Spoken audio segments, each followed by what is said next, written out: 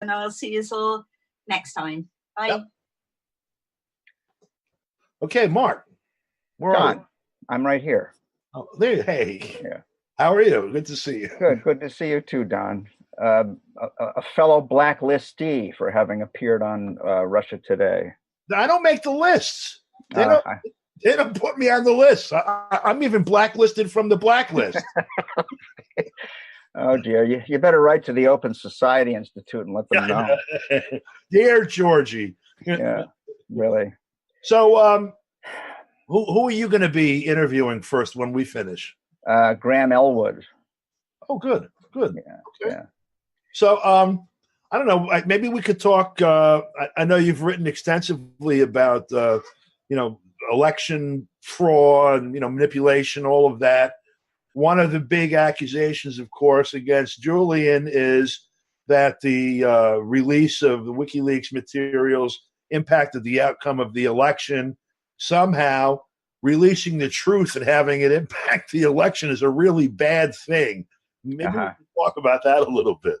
Well, I mean, this is such a can of worms. Whenever we talk about the outcome of an election, we have a tendency to interpret the outcome through our own particular partisan lens, or maybe it would be more accurate to say our own tribal perspective. Regardless of my own feelings about the candidates in the 2016 election. And I think my feelings will become clear enough if you don't know them already. There is actually copious evidence that Trump didn't really win in the swing states. I mean, if we just take a cold, objective look at the forensic data, at the exit poll results, and most significantly at the Republicans' desperate and successful efforts to shut down Jill Stein's recount efforts, over which I actually advised her. So I'm kind of intimately acquainted with that whole effort. The evidence tells us that Trump didn't really win in the swing states any more than Hillary won the nomination. Hillary's people stole 11 primaries in 2016. Right. And it's the same kind of evidence. So if we're going to believe the evidence in her case, we can't just ignore the evidence in his. Attractive as it may be to tell ourselves that Trump is the people's choice and he fought the Democrats and he's fighting the deep state and all this, which is a meme I don't believe for a minute. I don't think there's any big fight between Trump and the deep state. Nevertheless, I think this is important background, or this gives us some interesting context for the discussion of Julian Assange and what he did or didn't do, and whether or not he's a Russian troll, which I think is a ludicrous argument. And I reckon you guys have already gone over the abundant evidence against that propaganda fantasy. And what I'd like to do with you, Don, I'm responding to something you were saying a moment ago before I vanished for however long that was. Yeah.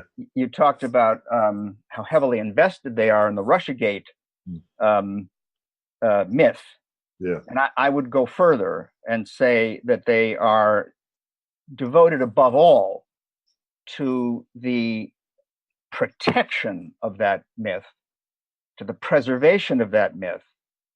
And what this means is that they are doing everything they possibly can to shut out all contradictory voices and all contrary evidence. And this helps us understand what's happened to Julian.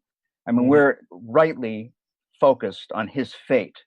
I mean, this is a human rights issue of profound importance. It's also a crucial civic issue that he be released, have his free speech rights restored to him, that he get the medical care he needs, and so on. So of course, the purpose of this vigil is primarily to get some justice for him. But I think what we need to do in order to grasp the true significance of what's happened to him is put it in the larger context of the many ways in which the state, let's call it the state, has been protecting the propaganda narrative ruthlessly for some time now. Okay, so I'm just gonna go through some things that we have to catalog along with Julian's grotesque imprisonment and his having been silenced. Right before you do that, I want to just say something completely on point. In the same way that they're invested in this narrative, they are so invested in the fiction that the votes are counted legitimately that even though they would like it if the reports that came out in those states denied Trump the White House, and I believe that's true, they won't mess with the mythology. In other words, they would have to say these things are hackable or crooked or whatever, even though we know what happened in 2000 and 2004. They don't want to go there, and so they're protecting the outcome of that, even though they're not happy with the result. Well, you have absolutely nailed it, Don. I mean, I've devoted many years of my life to banging my head against the wall of denial over this issue. It is a taboo subject. You cannot talk about computerized election fraud. You can talk about vote suppression. You can talk about the kind of neo-Jim Crow tactics used to disenfranchise people, to make it impossible for them to register. That is a permissible subject. But when it comes to the other, election theft nowadays is a two-step process. It's a kind of 1-2 punch. First, you have to shrink the pool of eligible voters. Okay, so there are fewer voters who can even cast a vote in the first place. That's where all the, the voter ID laws come in, and the voter caging and all the tricks the Republicans primarily have used over the years to shrink the pool of eligible Black voters, eligible Hispanic voters, eligible student voters, eligible Indian voters, and so on. But the necessary second step, and this is what you cannot talk about, is the use of the computerized voting machines and optical scanners, the OpScan vote counting machines, to shave a few votes off here in this precinct, or add a few votes in that precinct. You see, that necessary second step, which is a very clear indication of the utter corruption of the American voting system, that it is based on black box voting systems, computerized voting systems, where there is no open count of paper ballots, and systems that are actually owned by private companies. Okay, right. So the privatization and computerization of the system. This is a taboo subject, like the Kennedy assassinations, right, like King's assassination, like 9/11. You cannot talk about it. And I think that the reason why we can't talk about it is that the CIA has been involved in fixing elections globally forever, right, and they're involved with this kind of thing. So even in the face of overwhelming and flagrant evidence that our elections have been fixed, rigged, distorted time and time and time again, anyone who talks about it is branded a conspiracy theorist. So you're absolutely right. We can't go there. Better, we should come up with a cockamamie narrative like Russiagate. Right. And we just look at the evidence that it was probably Republican operatives, working in 2016, and I think working for the Democrats as well during the primary season. Right. So that's absolutely true, and I'm glad you brought that up. But I think now we need to talk about that larger context for Julian's ordeal. I mean, I don't have to tell you, Don, about what's happened to RT. Okay, the silencing of Assange takes place within the same context that has given us first the forced registration of RT as a foreign agent, right? And now, even as we speak, RT is disappearing from major TV systems, cable systems around the country.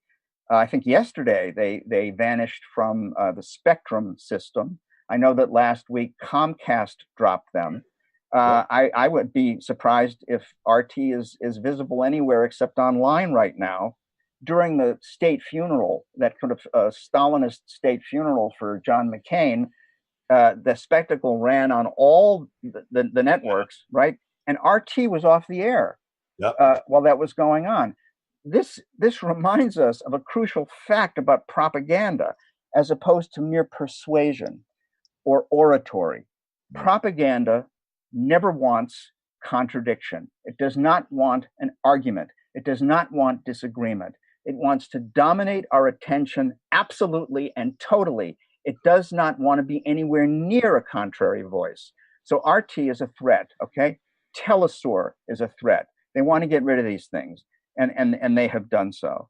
Now, the disappearing of RT and the silencing of Julian Assange, and I suppose his imminent arrest, has coincided with a broad social media crackdown on many people, most notoriously Alex Jones. Right. And I think how Alex Jones's case is a very interesting one, because I actually believe that Alex Jones is an asset.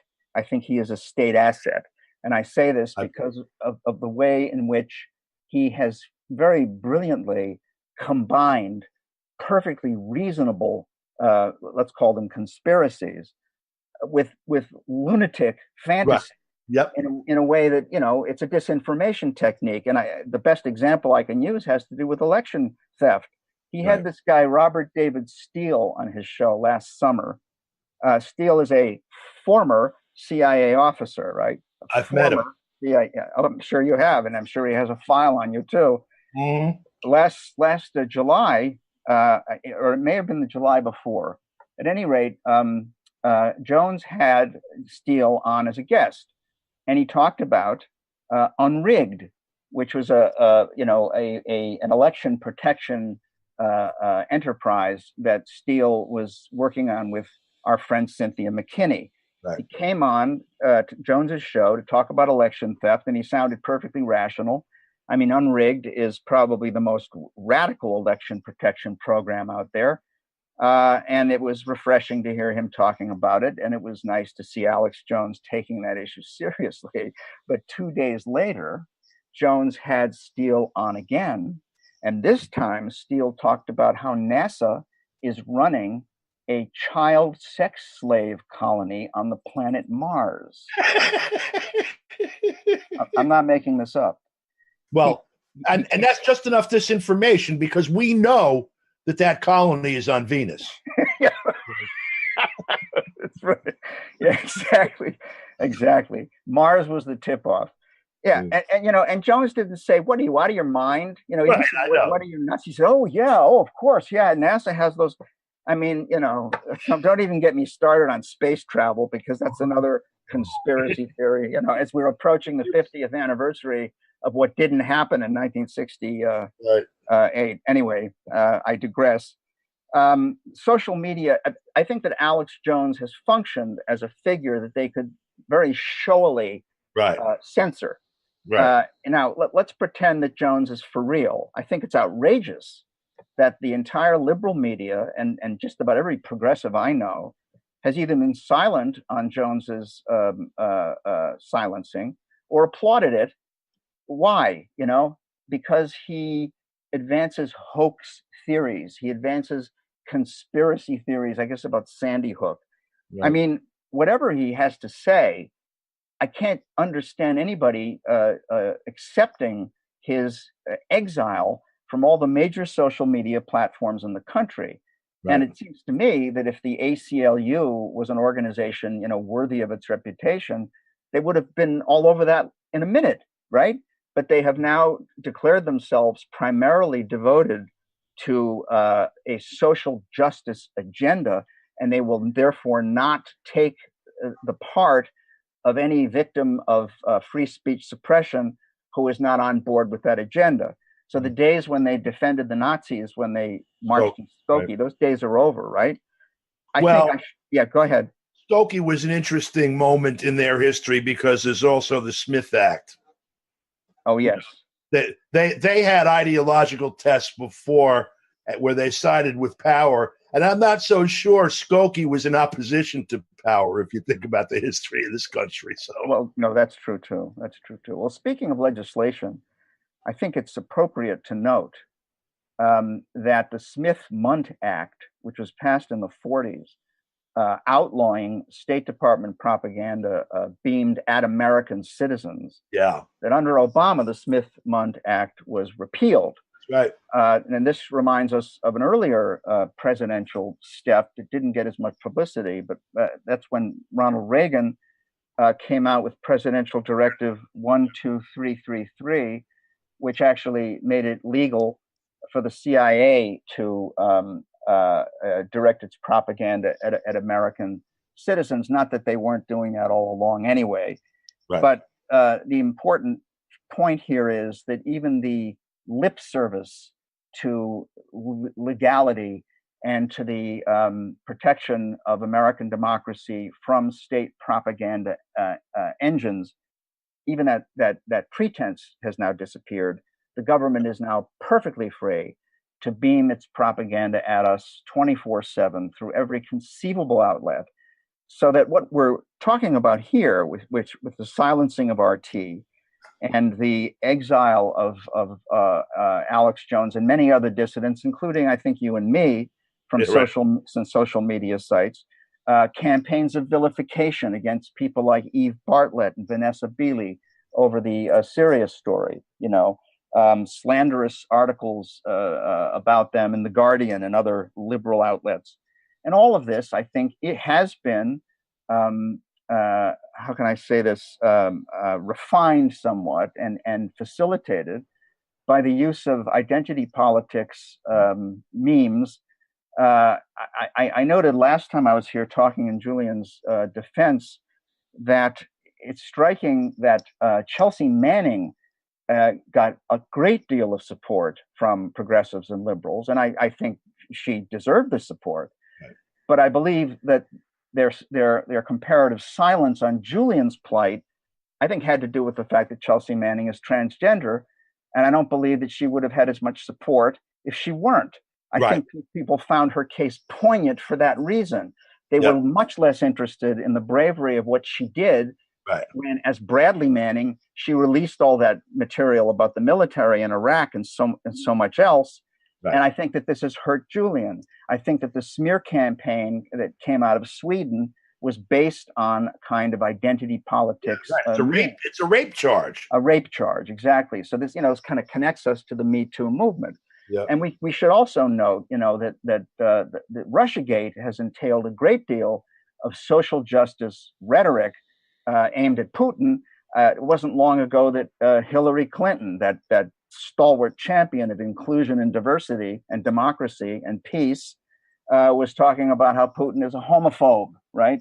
Which is a kind of tacit suggestion that we really ought to drop some bombs on Russia because he's such a bigot, At any rate, I think free speech is in serious trouble in this country on all the grounds that we've covered in the last half hour, and others that I haven't had a chance to get to. Yeah, we got Graham here, so I'm going to have to bow out. My parting shot, at the same time that Reagan did that, he also abandoned the fairness doctrine. So the rest of us had no standing whatsoever to say, hey, look, how about some divergent position from the propaganda you're giving us? And then, of course, when they did the recent rule change to allow them to beam it right at us, they signed basically a joint venture agreement with, of all people, an exiled Russian oligarch, Mikhail Khodorkovsky, who partners now with Radio Liberty and all of those outlets. Right. Well, just wait for the rollout of 5G and the emergence of the Internet of Things, when we'll be getting propaganda from our toaster ovens, and our vacuum cleaners. Holographic CIA agent next to you at all times. Oh, is that who that is? Yeah, I was wondering who that guy is. Mark, take care, brother. Nice talking with you. Nice talking to you. Bye-bye.